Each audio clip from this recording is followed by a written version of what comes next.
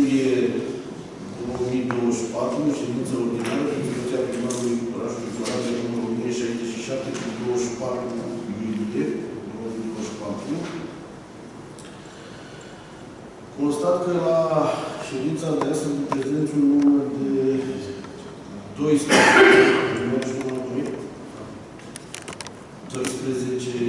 consilieri total, 13 consilieri locali, de care unul online, domnul Urbanu, și 12 fizic, da? Fiind întrunit formul conform articolul 137 din codul administrativ și din răspunsul profesional legal, înainte de a supune aprobării dumneavoastră proiectul ordinii de zi, rog pe domnul secretar general să supună aprobării procesul verbal al ședinței anterioare. Mulțumesc, domnule președinte. Am întâlnit și transmis dumneavoastră pe adresele de mail procesul verbal al ședinței extraordinare desfășurate la data de 23 aprilie 2024, având în vedere că până în momentul de față nu am primit observații cu privire la conținutul acestui proces verbal, îl supun aprobării noastre în forma în care a fost publicat pe adresele de mail. Cine este pentru? Împotrivă? Abțineri? O abținere. Procesul verbal a fost adoptat așadar cu 12 voturi pentru și cu abținere. Proiectul ordinii de zi, conform dispoziției 1067, cuprinde 6 puncte. Toate proiectele de hotărâre au fost însoțite de referat de aprobare, rapoarte de specialitate și avizele favorabile ale comisiilor de specialitate. Am constatat că nu sunt depuse niciun fel de amendamente și în condițiile astea supun votului dumneavoastră proiectul ordinii de zi. Cine este pentru?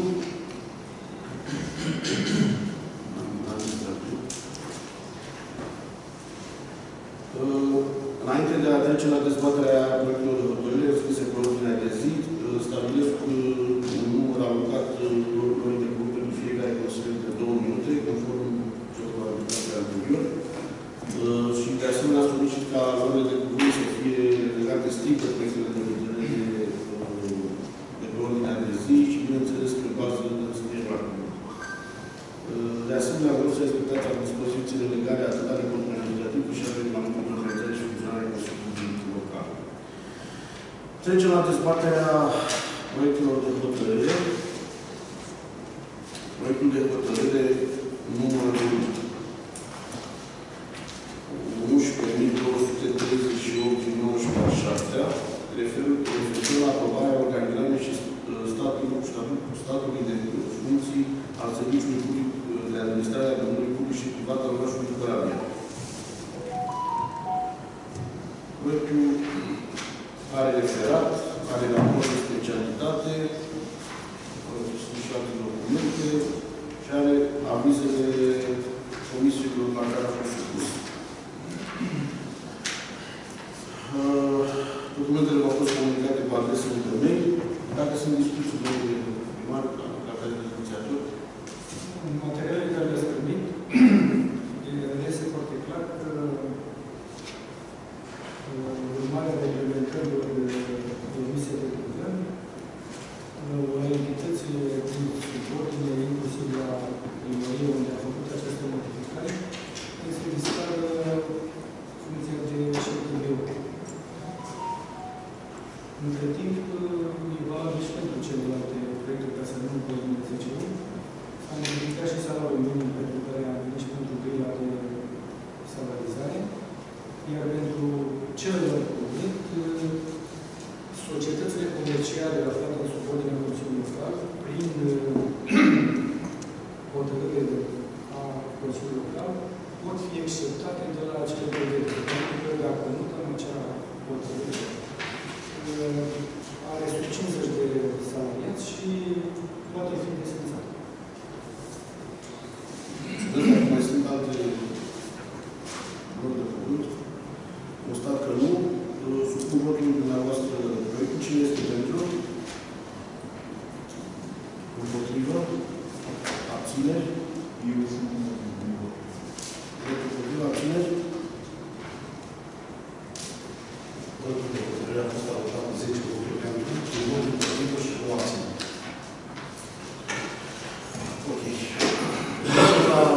proiect de ordinea de zi.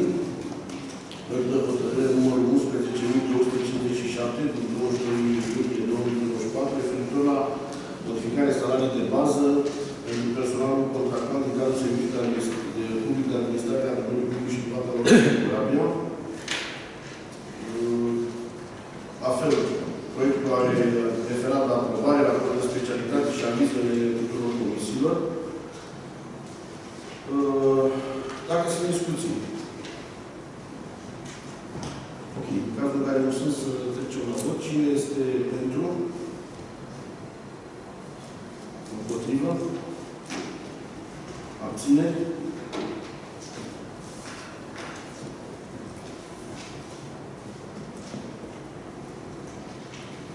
Următorul proiect, ordinea de zi al treilea, este proiectul numărul 11.289, referitor la acceptarea de la reorganizarea Societății Servicii Comunitare Corabia SRL. La fel, avem referat, avem raport și avem avize, discuții. Da, domnul Săr. Am cerut asta vreau să nu mergem în reorganizare. Să nu mai devreme că reorganizarea presupune desfințare. În realitate, reorganizarea presupune conform legii 296 pe 2023, diminuarea cu 15% a cheltuielilor sau diminuarea cu 15% a nivelului de salariați. Da? Adică, cam ce am avea de știu eu fără să fii sub 50. Nu? Da. Dacă e sub 50, se desfință. Nu, dacă e sub 50, va avea treabă reorganizare. Urmează să gândim împreună și vă dau partenul și dumneavoastră și o să și o cătăru. Eventual, cele două entități să gândim o altă formă de organizare pentru viitor. Dar acum, având în vedere termenele scurte legale, trebuie să luăm aceste măsuri. Noi, viitorul Consiliul Local se gândește să facă altceva cu cele două entități. Ok, dar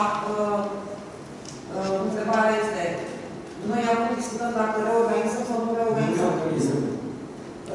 Reorganizare, da? Noi vrem să exceptăm de la reorganizăm. N-ați găsit nicăieri cuvântul reorganizare. Ați găsit cuvântul că sunt exceptați de la prevederile acelei ordonanțe care prevedea de să fie sub 50 de salariați. Putem să modificăm, să angajăm, dar nu se justifică și în plus de asta n-are o să încărcăm cheltuielile. Din acest motiv, rămâne cu aparatul care îl are, sub 50 de salariați, dar poate funcționa de acum încolo numai cu hotărârea că sunt eu de acord. Da, domnul primar. Da. Ce discuțiile care... Ce reorganizare ați auzit dumneavoastră sau ați citit? Păi aia prevede legea enunțată în reamuntare și care... Ordonanța de guvern numărul 57 care modifică o lege. Nu. Da, bun. Nu o lege care spune că Președinte, domnul președinte, găsește timpul meu, domnul președinte. Deci, ok, nu discutăm de reorganizare. Da, dar întrebarea este, avem și ceva documente, un bilanț cu ceva, un raport de activitate, niște procese verbale ale asociațiilor, care ar trebui să fie, adică niște documente pe baza care să hotărâm ceva, indiferent ce, vis-a-vis de această societate. Ce legătură are ce spuneți dumneavoastră cu faptul că noi trebuie să dăm o hotărâre care exceptează un articol. Dacă firma asta e acolo spunea, dacă în acea lege spunea, virgulă, cu hotărârea anuală, cu prezentarea bilanțului, cu prezentarea situației financiare. Păi dacă e firma noastră, noi nu trebuie să știm despre ea nimic, nu e firma noastră. Astea sunt părerile dumneavoastră. Asta e pur și simplu ce spuneți dumneavoastră. E ce vă doriți dumneavoastră, nu e obligativitate. Niciun document nu. Deci ce spuneți dumneavoastră e ce vă doriți dumneavoastră, nu ce a trebuit să întâmple. Haideți să trecem la vot. Dumneavoastră vreți să avem neapărat un bilanț și o situație financiară. Nu trebuie să știți despre firma, nu se întâmplă cu firma. Ce facem cu asta? Ședințele următoare care e cu Păi, hai să votăm ce votăm despre legatul cu ședințele următoare. ceea ce, ca de obicei, ceea ce susțineți dumneavoastră, nu are legătură niciodată ce ridicați dumneavoastră în ședințele de Consiliu. Problemele care le ridicați nu au legătură cu proiectul. Deci, legătura este foarte simplă și foarte clară. Pentru că noi discutăm despre o firmă despre care, a cărei asistare noi nu avem habar. Da, solicitați în Consiliul Local și doamna Safta, haideți că v-ați depășit de mult și timp și... Da? Deci la vot. Cine este pentru?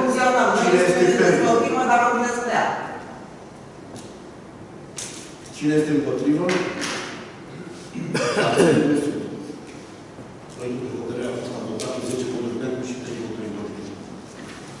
Al patrulea proiect cu ordinea de zi este proiectul numărul 11.417 din 23 iulie 2024, referitor la modificarea și actualizarea inventarului bunurilor imobile aparținând domeniului privat al orașului Corabia.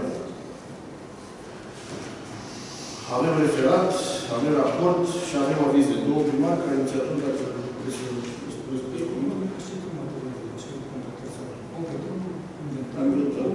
ceea ce nu...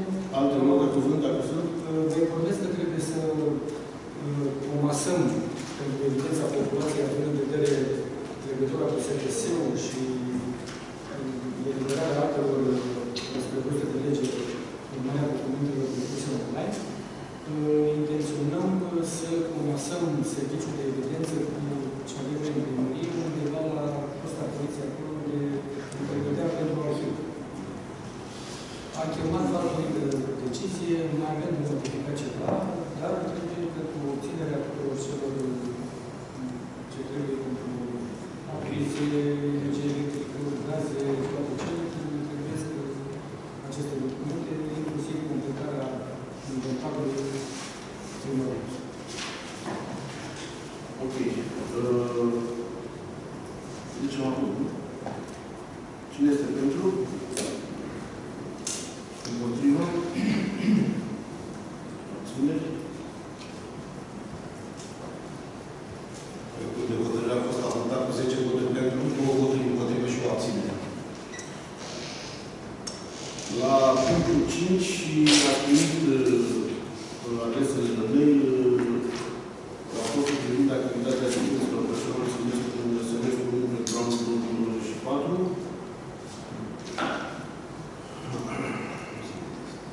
Care știți bine că nu se supune votului. Dacă sunt discuții de partea asta, nu. Și punctul 6, întrebări, interpelări, petiții și informarea consilierilor locali.